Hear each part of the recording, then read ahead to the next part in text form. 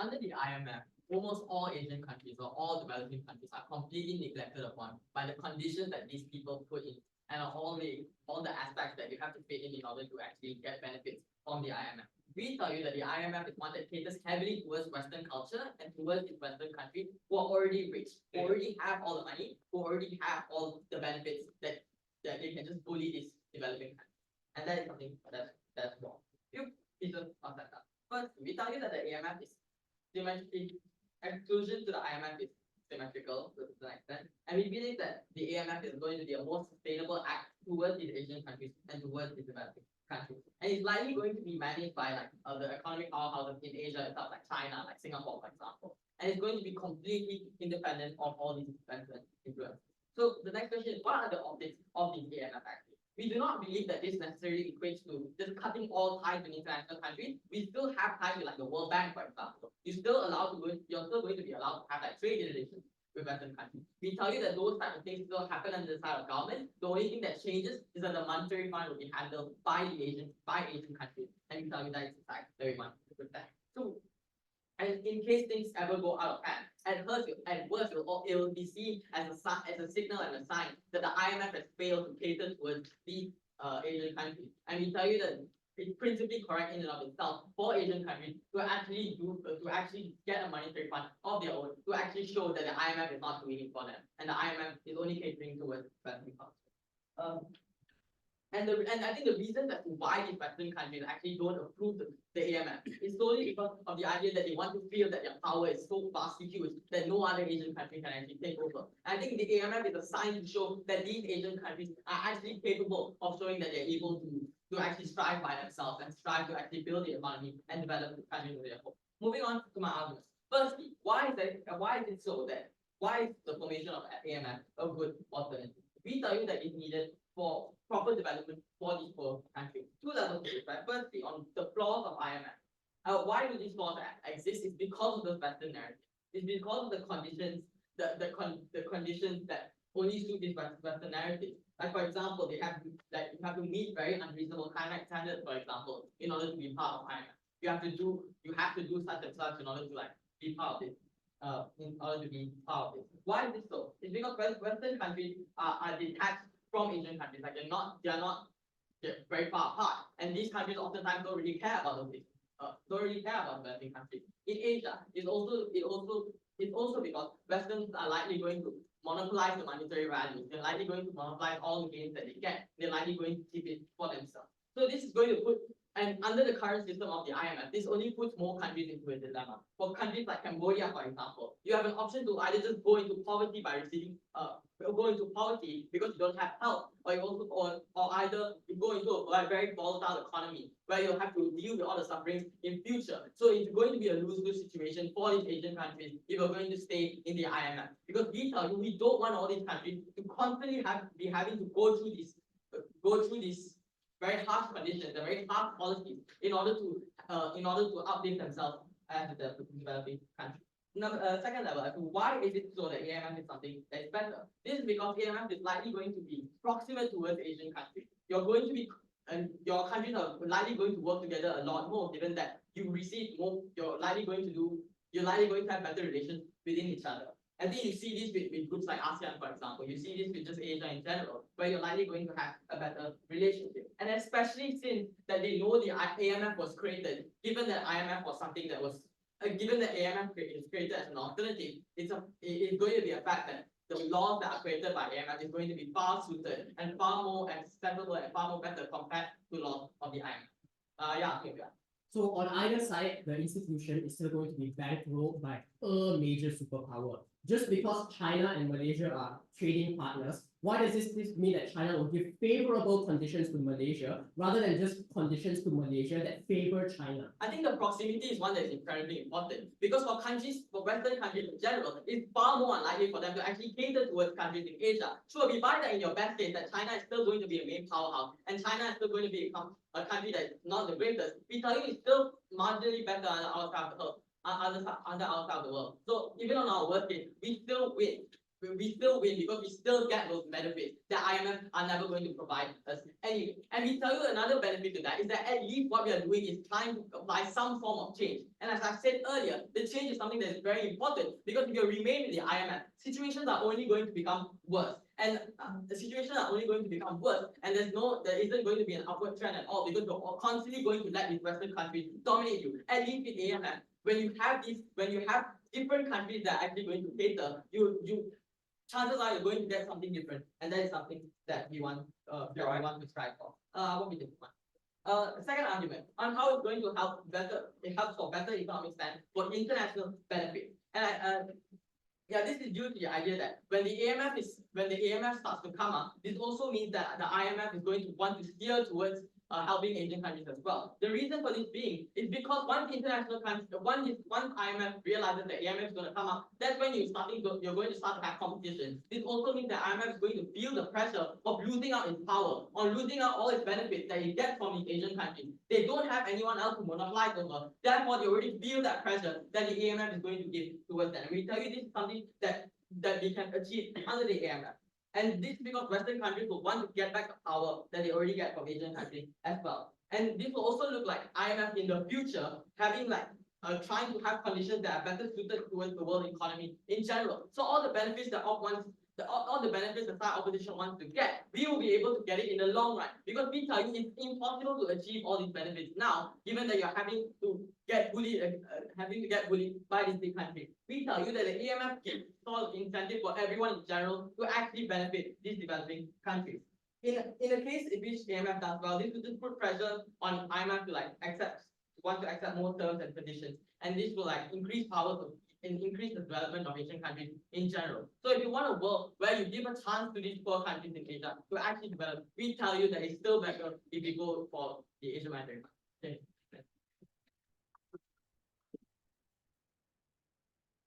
All right, thank you to the Prime Minister. Next, I'd like to call upon the leader of opposition. Umar, you want to move that? Oh yeah.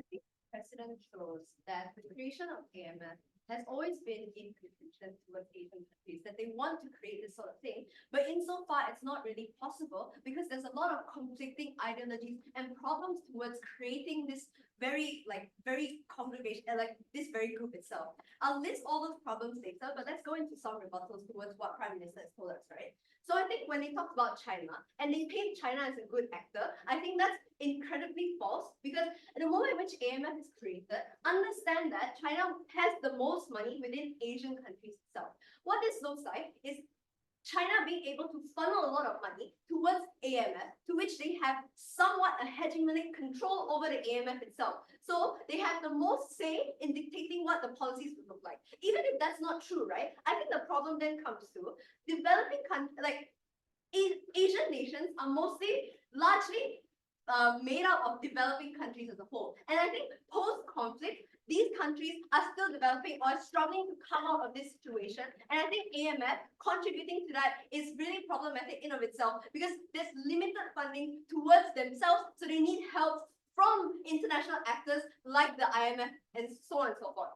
And I think the creation of IMF then brings the problem of pushing away IMF as a whole, not just IMF, but your Western countries, because understand that your Western hegemonic countries are opposed to the creation of this very group itself. The moment in which it's created is when you lose some form of investments from these places, and it's really problematic because, like I said, there's already limited funding that's involved in ASEAN countries itself, and when you lose that form of investment from your IMF or US or some Western countries, is when it's really detrimental for ASEAN countries. So now let's go into rebuttals, right? So I think two things that they point out is how it like the flaws of IMF and also like how it is better for like international trade and whatnot.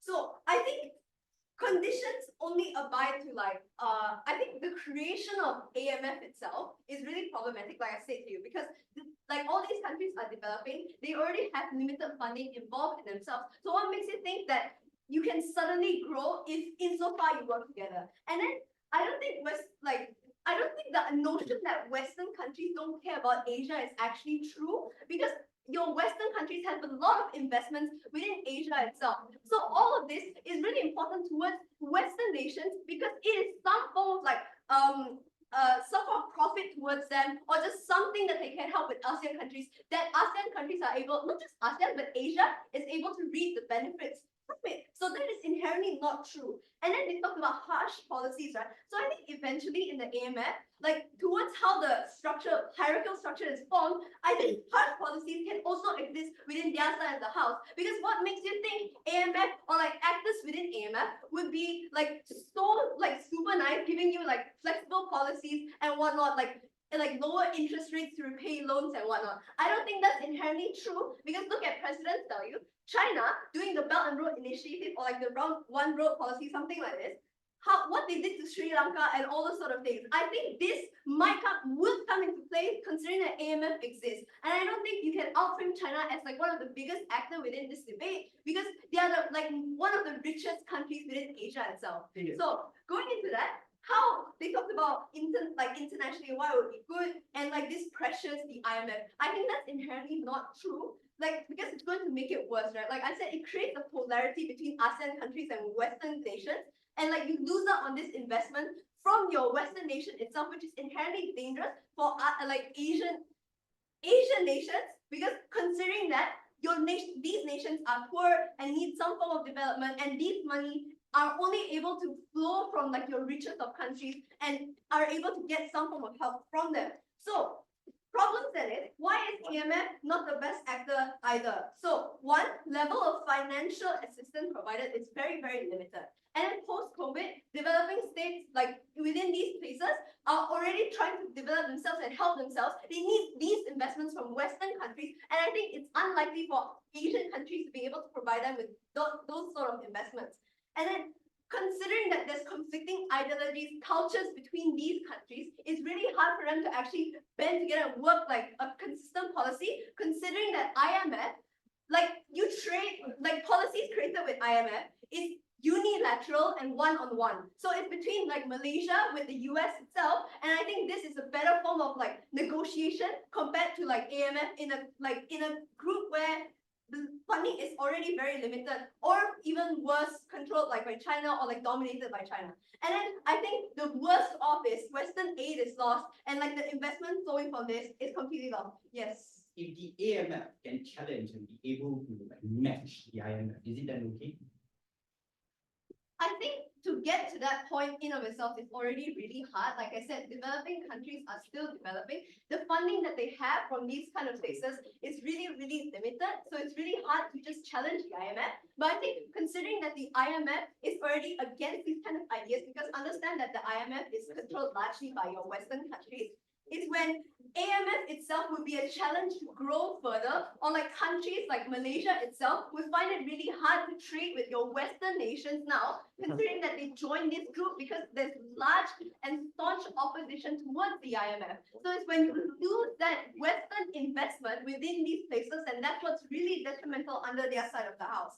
So what are the benefits we get under the why IMF, even though it's not the best actor, but it's better than what they are providing for us, because we get at least some form of certainty and guarantee that we have this flow of investment, and that we are able to not only just work with China, because status quo states that we can still work with China, and also work with just like Western countries. You get benefits from both sides.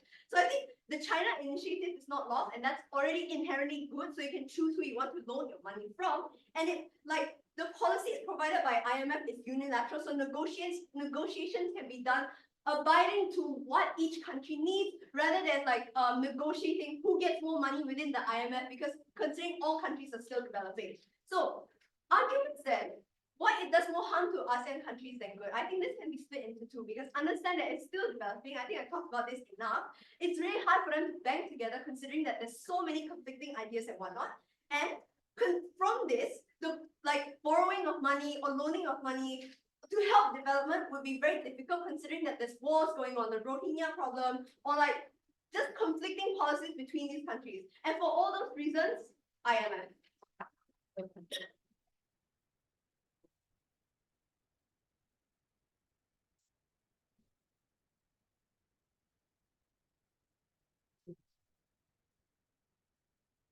All right, thank you to the leader of opposition. Next up, I'd like to call upon the Deputy Prime Minister. I need to change.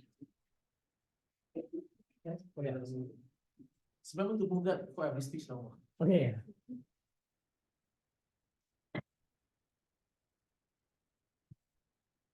I am ashamed to admit that I probably should have expected this because I have made fun of Raymond's corporate exposure, but I still did zero reading about Raymond's before this tournament.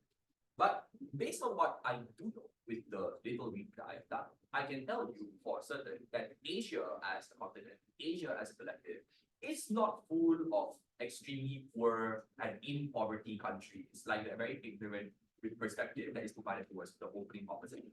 And it is based on this note that I want to go and proceed in answering the two most important questions that are going to determine the opening clash of this round. Firstly, is the AMF going to be skewed or is it going to be done well? It seems like firstly that the main attack from the opening opposition is to constantly harp on China's dominance within Asia and to say the AMF is going to be skewed by China and is going to be constantly attacked by predatory intentions from China. It seems SIBO agrees with them as well based on the VOI that you asked Nishant. We disagree with the premise that the AMF is largely going to be dominated by China.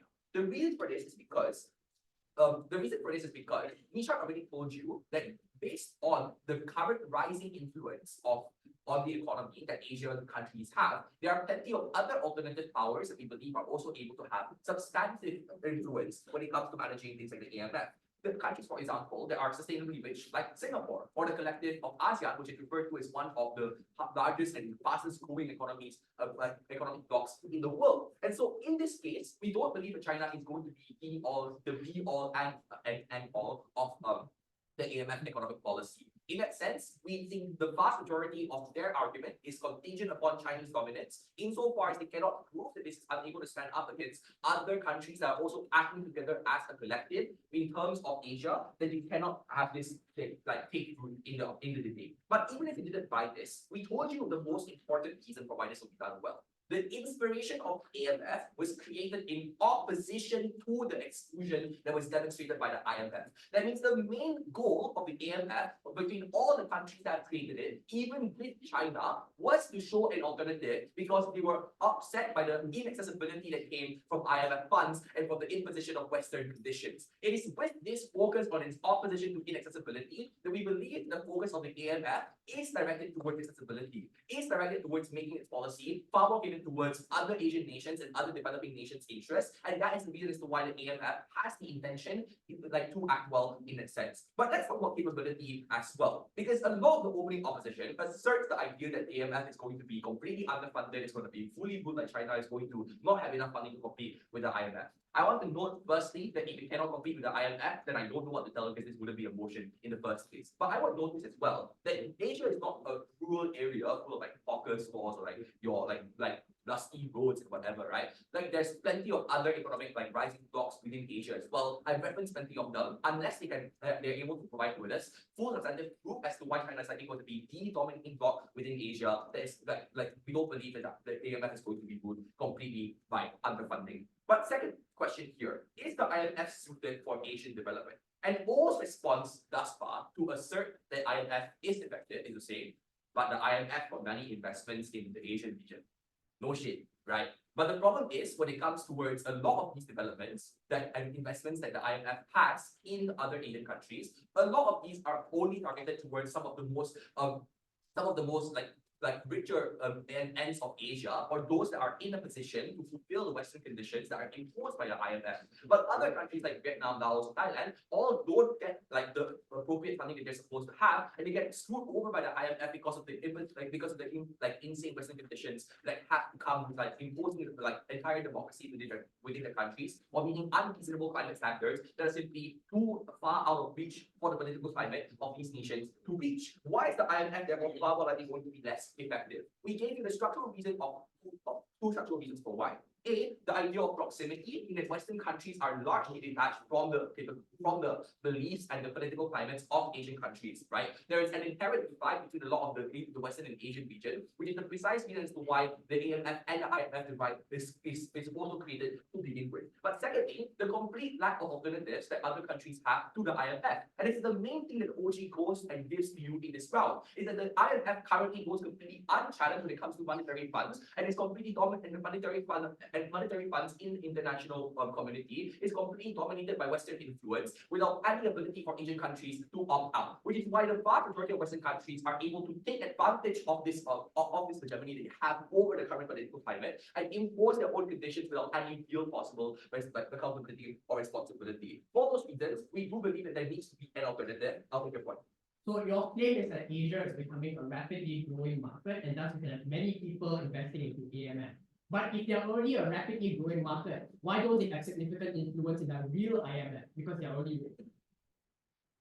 Oh, okay. Because of the fact that Western countries are still kind of also richer than them. But the issue is now that there's a collective of different Asian countries that are able to act on a collective, right? So ASEAN isn't really good independently when it comes to their nations alone. But ASEAN as a collective is now currently being perceived as one of the fastest growing economic blocks around the world. So that's the reason as to why they're now able to compete on a global level, because now the AMF is a sign of Asian unity and is a sign of the Asian collective acting together as one.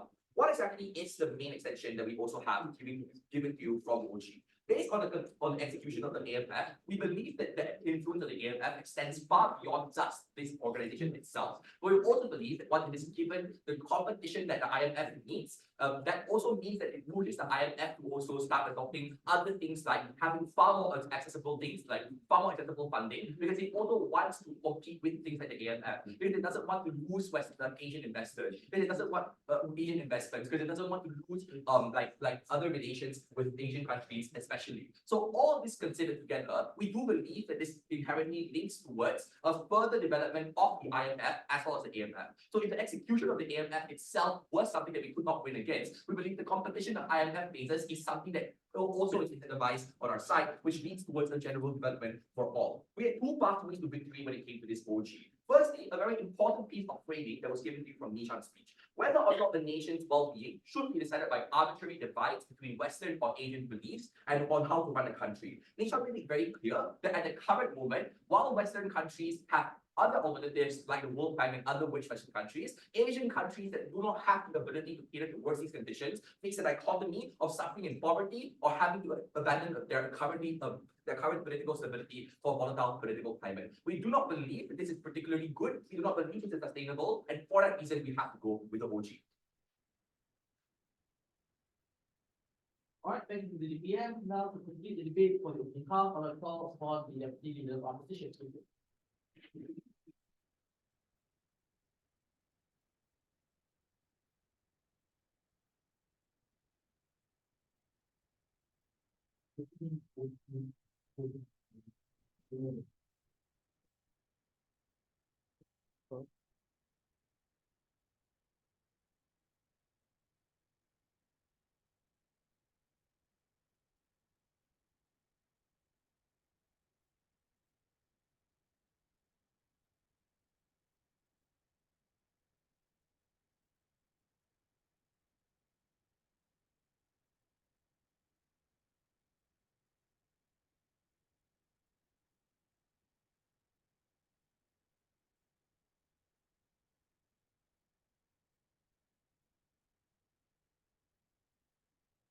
Based on what's been said by side opening government, essentially they're trying to push a motion on towards that, essentially that they deny this entire notion that China would be able to create a monopoly as pushed by Megan, our leader of opposition here.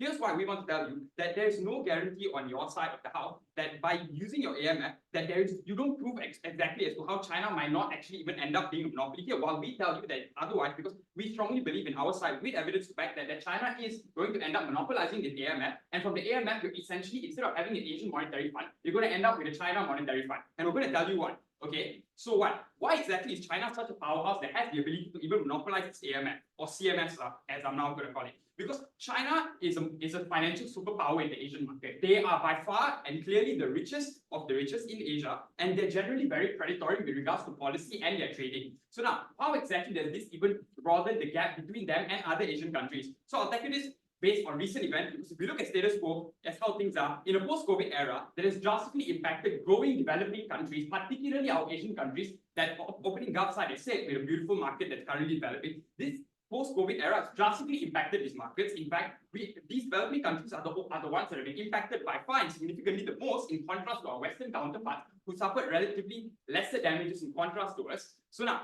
basically, I'm just going to tell you why this is not a good thing, because you state that it's essentially Asian thing, and how I'm going to tell you how the fact that there's no proper development among these poor countries because of the crisis that we went through in COVID, that's going to lead to no financial aid whatsoever, and essentially just create a giant China monopoly. So now, think about it. You've just gone through a post-COVID era that's drastically impacted the well-being of your nation. You are struggling to manage your people financially, and things, you're barely looking to just drill yourself out of a hole that you've been dug into. So now, where exactly are you in a position to actually contribute to other nations in your said AMF that's actually going to come in and actually benefit each other? In fact, the only option that's sustainable on this part in the short term with your eyes, or in the moment, or whenever your AMF starts, is a loan from China, which is essentially the only option you have, because you're by creating an AMF and the West oppose, you're essentially telling the West to go away and we'll sort this out on our own, when your only solution to that is a loan from China. And we've clearly said, as China is in such a strong position compared to other Asian countries, they essentially have full control. It's essentially a dictatorship as to where,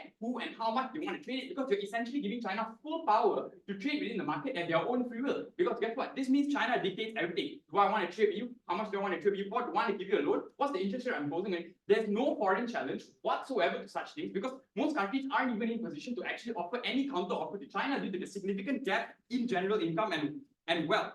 Okay, so now onto the secondary response. As to use your PM states how there's a better relationship with each other through an AMF. We disagree, because you need to note that there are many different ideologies running in Asian countries. You have communist countries, you have democracies and all of that. Yes, we are willing to acknowledge the trade-off that even if we were to sustain an IMF, there would still be differing ideologies. But the thing is that the difference comes at the fact that, you know, your side is, by cutting off Western opinion and cutting off Western involvement, are generally just restricting yourself to this. And essentially, you still have different ideologies and different parts. The benefit, the net gain on our side is that despite having different ideologies, you essentially get a wider market to deal with, a more competitive market, no one-sided monopoly from China, because you have Western countries with similar levels of wealth, such as the US, to come in and challenge them and tell them, hey, no, you know what? We have something better to offer, which instantly gives more appeal to developing Asian countries, because based on how status quo looks right now, the only priority is to build and grow as a nation. Fix it out. Okay. So now I'm going to go on to how you say that it also helps stand for better international relations in the future, because you talk about how if you're developing AMF will one day be able to contend with the IMF. So we say that we don't agree with this because it's such a vague idea, because it's completely based on the probability that AMF comes up and it comes to a level where it can even compete or encourage Western involvement in the first place. So now I'm going to move on to my extensions. So now essentially your whole point is on how the current status quo with IMF and is that these Western countries are completely neglecting Asian countries and that we have no role whatsoever. We disagree with this on the simple basis that, as Megan points out, Asian countries do actually have something to offer that is an incentive for Western countries to want to come and do some form of trade or investments with us. Simple reasons. We need to acknowledge geographical differences. The fact that Asian countries have things to offer such as food exports and land, things that are generally not available in the condensed environment of Western countries such as European countries and the Scandinavian region in general, which typically lack agricultural exports and things and benefits such as land, which come abundantly and plentiful in Asian countries. So this is essentially a large incentive for Western countries who want to come and actually offer us and develop things with us, because essentially we are providing them a net gain that they feel that it's completely unfeasible to them on the simple basis that they cannot do this. No matter how much money they have, they'll never be able to have these certain exclusivities that Asian countries are able to offer. So which is why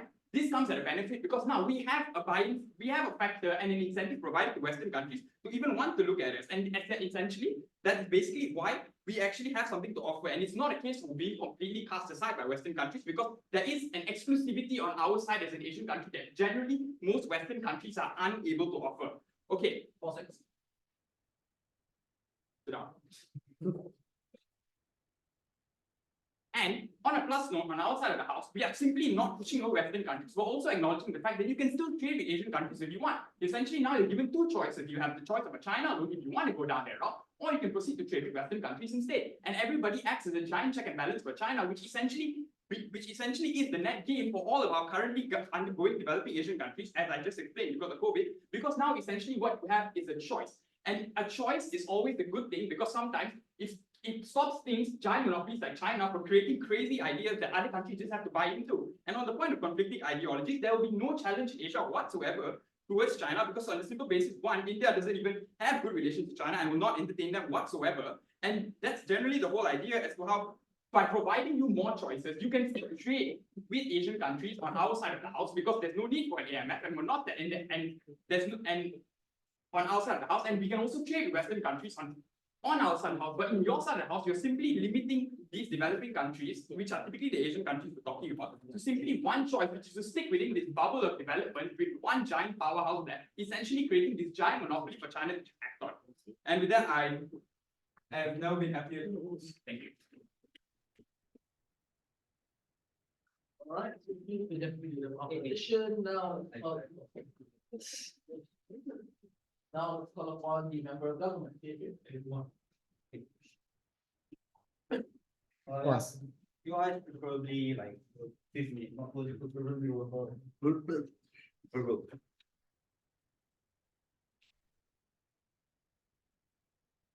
Lot of things to say. So why is the team breaks? It's nothing to do with breaks. Okay. I'll take one from opening first and then closing for engagement, just for fun. Yeah. 6 minutes. Right, cool.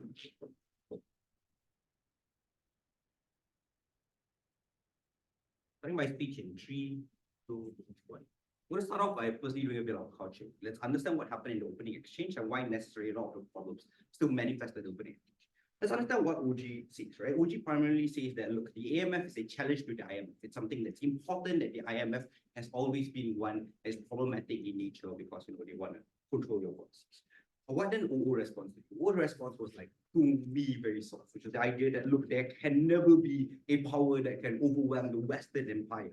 That the West will always have the largest amount of financial benefits, and the IMF is the only person that can help. But the second problem to this was this idea that there's a zero-sum game that happens the moment the creation of AMF happens, which that the West would suddenly not want to trade with you, which is like, for me, kind of weird, because the AMF exists as an entity, an economic entity, to like push up economic and Asian economic interests, which is to also, secondly, the IMF is a bailout mechanism. So when states are moving into default, are losing money, are starting to fail in the economy and move into recessions, the IMF triggers the moment in time those things happen. Therefore, it's weird that the IMF would suddenly be ultimately triggered because the AMF exists. The reason why, and I think this is where their principle came from in the first place, that the US and the West would be like somewhat unhappy, is because this is a like consolidation of power in the Asian sphere. This also means that the US loses its influence. And hey, international relations is a lot about influence, and the United States losing influence is something they cannot agree with, because they want to be like the beacon of the world, they want to be the economic powerhouse, and this is just a step towards the United States losing that. This does not mean that the United States doesn't want to trade with you, because you're shooting yourself in the foot, because the Asian economy literally sort of like much bigger than the West one.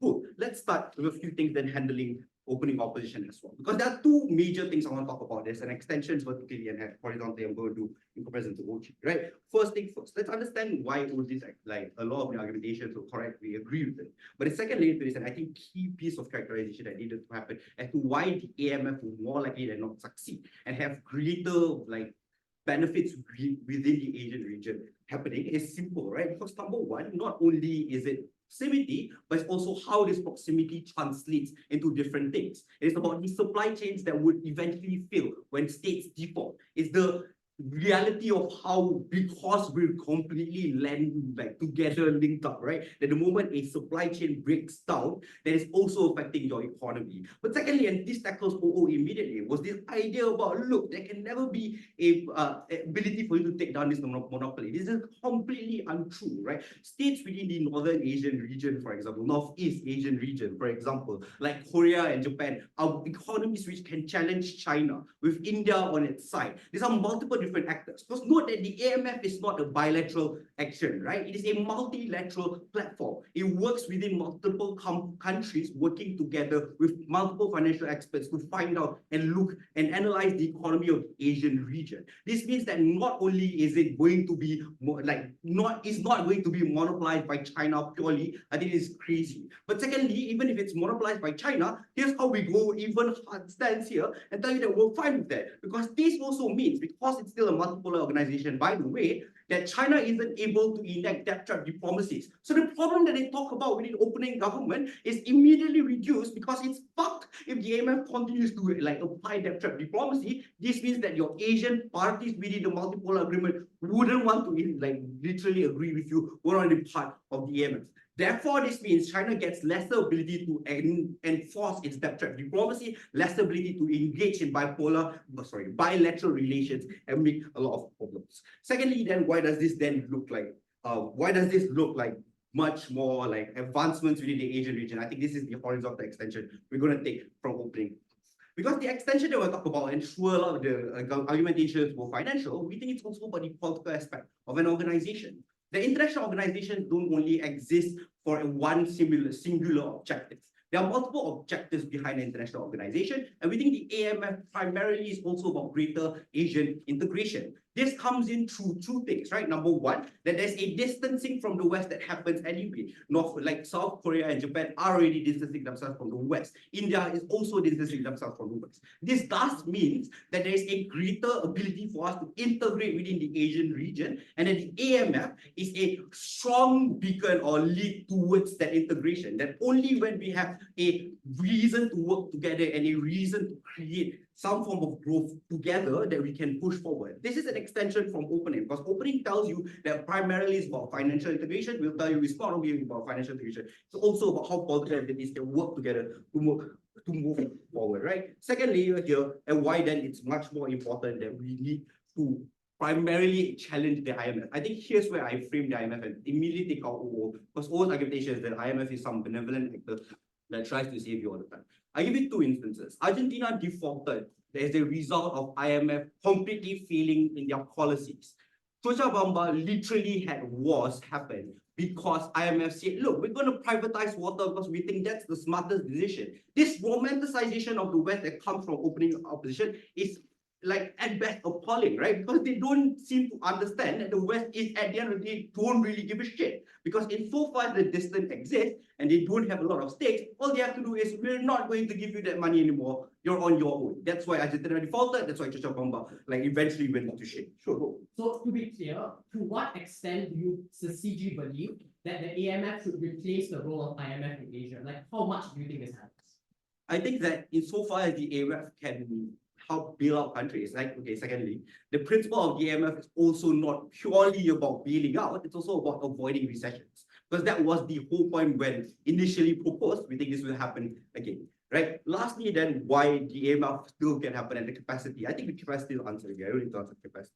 Just pure comparative then, last 20 seconds. The comparative is simple. I think if there's a ability for you to create an alternative to the IMF, I think there is simple two things that happen. Number one, because the Asian, AMF will have greater nuance to the Asian market and what the Asian economies need, that means that the AMF will more likely be able to cater to the Asian markets. But number two, because there's a challenge to the IMF, that's more likely than not where IMF will probably regulate itself, become less predatory. There's the more likeliness that IMF will become competitive in nature and allow for better policies to be made and something that's not dominated. If you want to talk about monopolies, the monopolies that really exist are ones that exist in the whole world. CEO has to defend that. Thank you.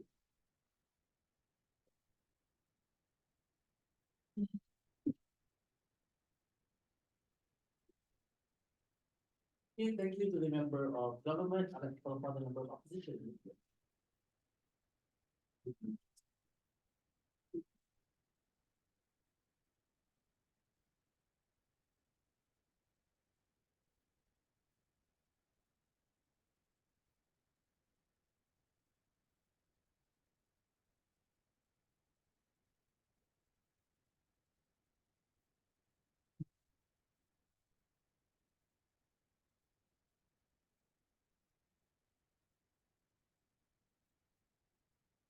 So I was quite lucky because page 1 of my matter file is IMF. So I have some things to say here in terms of statistics. So after the Asian financial crisis in 1997, the IMF gave 10 billion to Indonesia and 17 billion to Thailand. So when OG says they don't give money to Thailand, it's not true because my matter file and the source of the matter file says so. The first thing I want to ask here is the IMF actually that bad? Because as CG themselves say, the IMF's mechanism only activates during times of crisis or when we're nearing crisis and wanting to prevent further recession.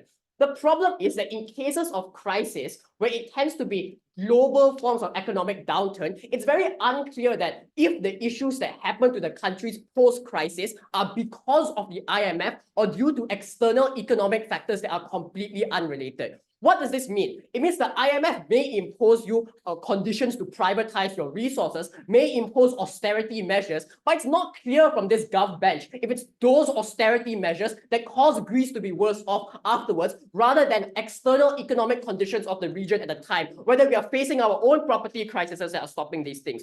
The impact of this is that on their side, external economic conditions still influence whether AMF loans towards these countries are going to succeed or not. So unless they prove the link is that IMF messed up, therefore this economic harm happens, they aren't able to claim. Our case is that they're going to happen anyways, at least let's not make things worse. But the second thing I want to question is, are these conditions that bad? Because when the IMF asks people to reduce corruption, have more free markets, stop this kind of controlled exchange rates, these are things that may be bad for the countries in the short term, but in the long term are good because it helps the economy become more liberalized, because it ensures further investors to continue pouring money into these countries. So even if they're bad, they don't prove why the comparative on their side is better in terms of capacity, because they say, maybe Asia cares about you more. They don't prove why Asia creates better policies, and that's why from both gov teams, we don't hear what are the actual types of policies they get. 2 extensions, China bad, IMF good. Okay, first extension, China bad. The motion gives fiat to say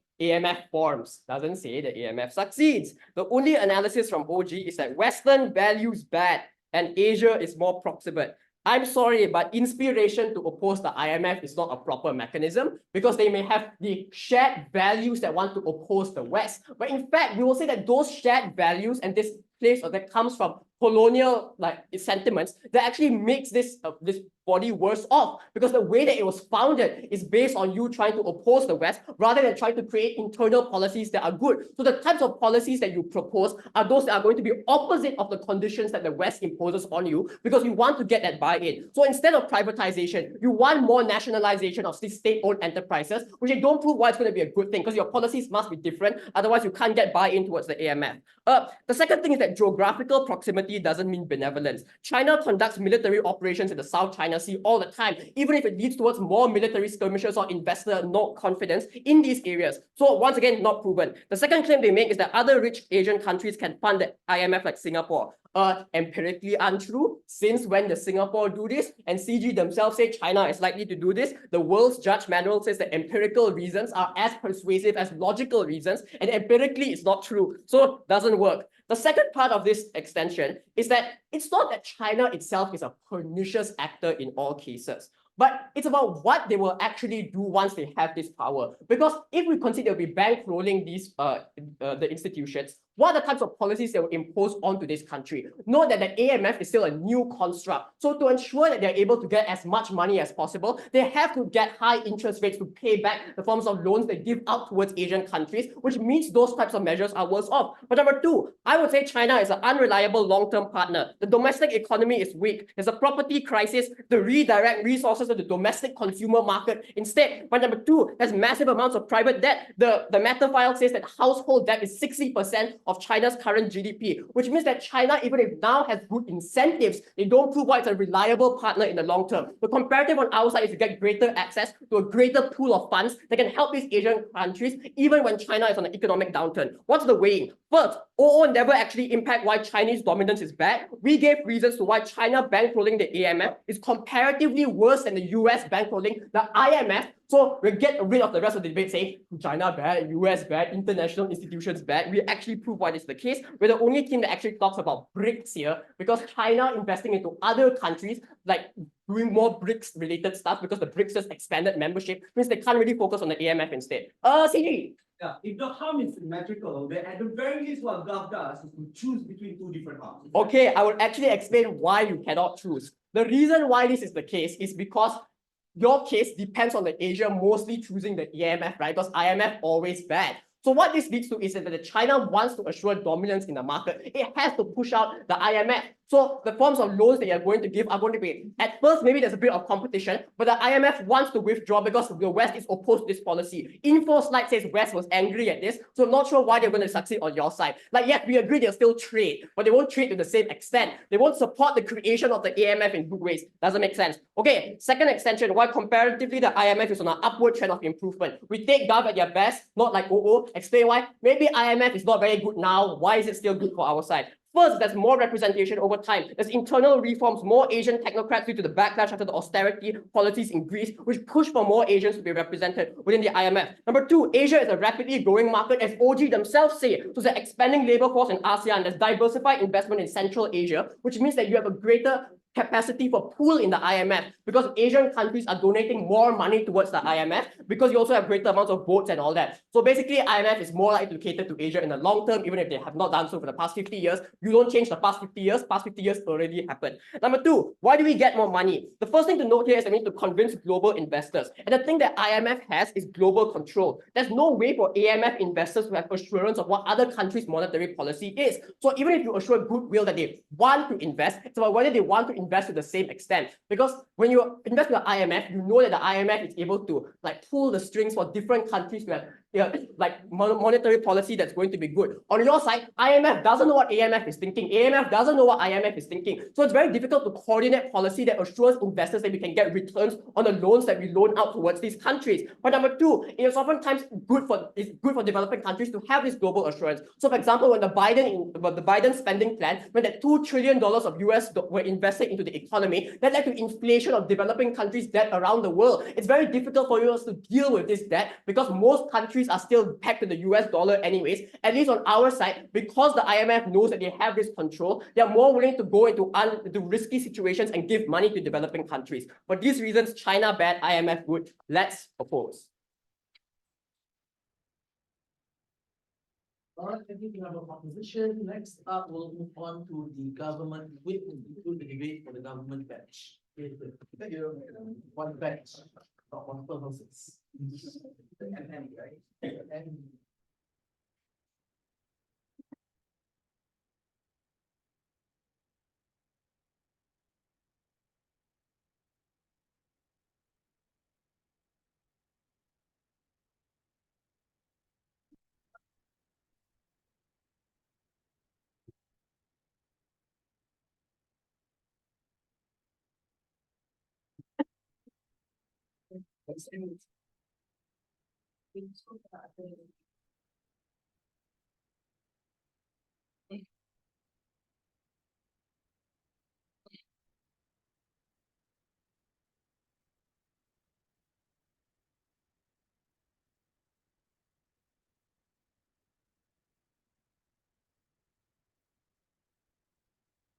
fundamentally two issues in today's debate, right? Is whether and there's the financial capability of the AMF and political capability of the AMF, and also the political capability of the AMF. Right? So my speech will mainly be doing this to telling you why the CG's case we achieve both. We have the best vote in where the AMF can provide the best financial help for Asian countries, as opposed to the IMF, and also how it propels them politically into a better stage in the global context, right? Like I the problem with Umar's speech is that he wants to say that, like, you know what, regardless of what the problem that IMF like the predatory kind problems that exist with the IMF will exist with the IMF regardless. So therefore, you should still choose the IMF because the West will somehow at the end will cater to Asian countries at the end, right? But the problem is even if the IMF on their side is able to kind of work together on the globally to create policies that will cater to Asian countries, these policies will ultimately still be insensitive, will still neglect a lot of the local context and the problems that are nuanced to look at to these Asian countries that the West fundamentally do not understand. So at the this is why the AMF has such a strategic advantage over the IMF is because of all because of how interlinked and how interdependent the economies of all the Asian countries are. Let's say you will have to have some sort of understanding for the problems in order to concoct the most efficient solution towards the kind of economical problem that exists within all these Asian countries, right? And and then secondly, it's just that yeah, sure. Umar tries to say that the AMF will not succeed just because it is built to as an opposition to the IMF to fight Western influence. But we think that's why CG's extension is important. It's going to tell you two important things on why this is more than just an opposition to the West. Is one, how this is what Akasyah has told you with the first thing about how this allows better collectivization of the Asian states politically and that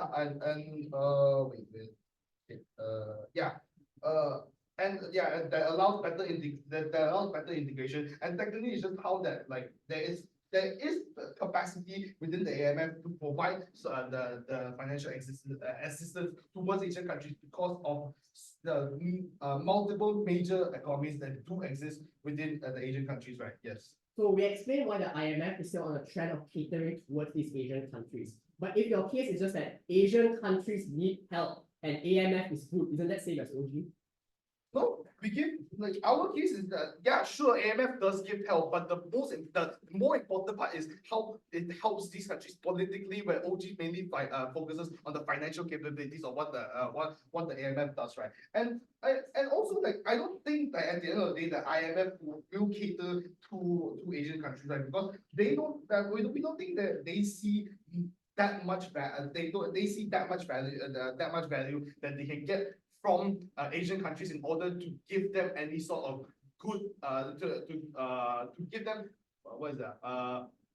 loans that have favorable requirements that does not alter their political and economic spheres in a large way, right? So then the second main clash in the debate is that how if AMF were to be formed and it will be mainly dominated by China and it will end up the same as predatory as the IMF and the US. We see that it's not true because one, on how the AMF would potentially work, it's going to be like a collectivization of funds and then be distributed to help whatever Asian countries that require financial assistance. This means that even if China is a large contributor, there's still a lot of other economies that are contributing towards the fund that does not allow China to be the sole dominator of this fund, right? And then secondly, Akasyah already told you that even if so, it doesn't matter because it stops China from doing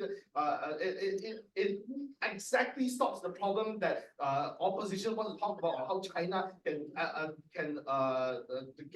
have predatory behavior dominate all the economies because of how now if China decides to make the AMF the CMF, the whole monetary fund will collapse because they are because when this happens, all the countries that take loans and then default, the whole economy of the whole fund just collapses regardless. So we don't think that China wants this to happen. I don't think the other countries within the AMF will allow this to happen also. Sure.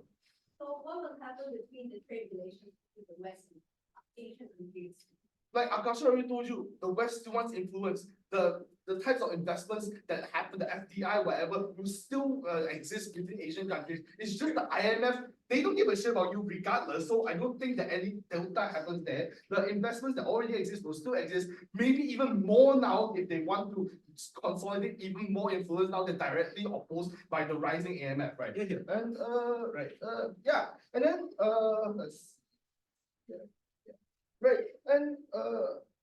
yeah, and I think, okay, so now, yeah, so, okay.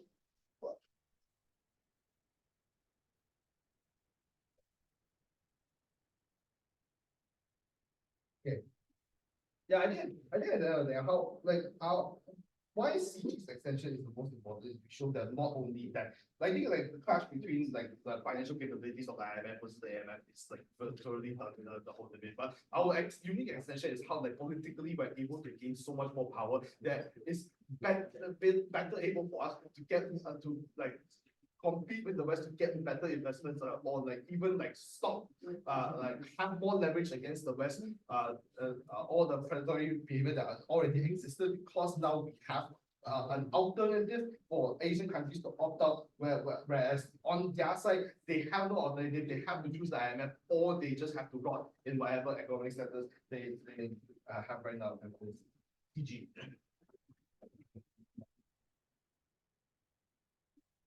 All right.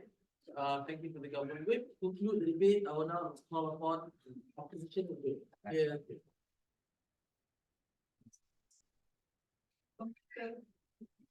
Oh yeah.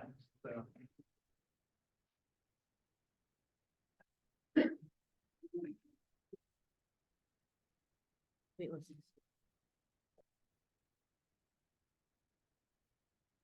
We explain the visuals one.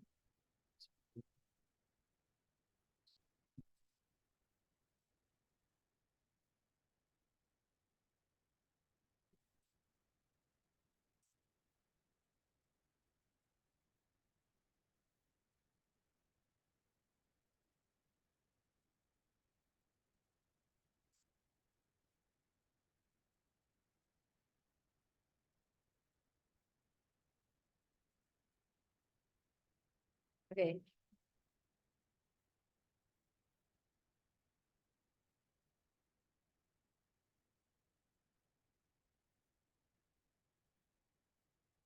Okay. Starting my speech in 3, 2, 1. When I think about HCMDO, I think about how traumatic it was because I was sick on the second day. But now I'm glad that I judged semifinals because it was a breaks motion and now I'm not as lost as I think I would be if I didn't judge that semifinals. So here, I will do house by house, like house by house, and then everything like rebuttals, callouts will be in there. Firstly, let's deal with OG. OG says AMF shows that when AMF is created, it shows that IMF is not helping and is only catering to the Western countries. But let's say, okay, yeah, if IMF is threatened and as evil that OG says to be, they also attack AMF and they don't prove that AMF or have the resources to defend themselves in the first place. Secondly, on Western, or how they say they claim that they will monopolize and keep money from themselves. IMF have policies that already keeps them from doing this.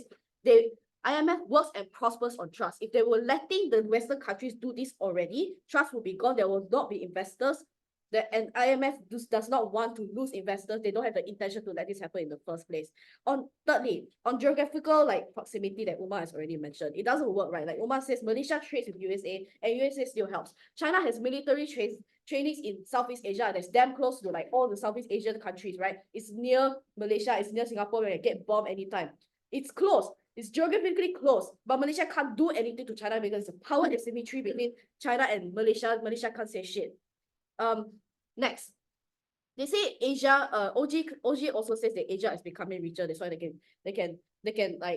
can create the AMF, but that literally just concedes to our point. IMF has incentive to care about Asia if they are already prospering prospering in the market, because why? There's more voting power. If government says that they neglect Asia because Asia can't pay back the loan enough, or that they just want to bully them.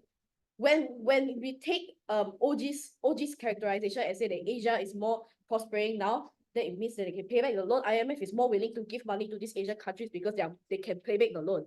Next, onto the entire fiat thing. Like, you cannot just fiat and say that AMF, just because motion says that AMF can be recreated, you can just say like, yes, it will be strong, it can hold, it will be successful. You can't fiat that. You need to explain why it won't fail, or else I'll have to talk to Raymond after this because it's too late already. I'm the last speaker. So even if Asia becomes richer and AMF is created, they then become level, there's no competition and things like that lah. Okay. Next, on to OO. So there's a lot of things for OO. Oh my god. Okay. So OO talks about how AMF can't be created. We talk about, okay, this is like a bit of OO talks about how AMF can't be created. We talk about how even if they were created, it's bad. OO also says that China is bad. Umar tells you like 10 structural reasons why China is bad. And then, okay. Wait, OO says they need more money into the IMF, but doesn't say why. Umar already explained to you why we need more money input in the IMF. Firstly, he says that we are on the verge of more economic crisis than ever before, like Russia and UK crisis. There's many other crises. That means that there's a resource scarcity in agriculture or around the world, which means that more money input has to go into IMF so they can handle it together. Secondly, why do like IMF get more money? They can convince investors because there's global control. There's no way for AMF investors to actually have assurance of other countries in Asia. Government doesn't really prove that. And they're the lender of the last resort. No. So, OO also says, CG says that, OO doesn't say this, but CG says, okay, now I'm moving to CG, sorry, very messy. CG says that they can do both. We say the reason why you can only choose one between IMF and AMF instead of both the MFs is because they will divert resources. They will divert the resources and it becomes bad lah. Okay, lastly, on C, no. So, so in CG, wait, different page. Okay, in CG, they talk about even if China monopolize, they are good. And then they talk about how they are still multilateral, which means China can't really set like what Akasyah said, the death threat policy or something. I don't know lah. Sorry, man. But the thing is, we think that China can still get it in the end. A lot of countries in Asia are in debt to China, which means that if China wants to set this policy, they are more incentivized to just follow whatever China says because they're in debt to China.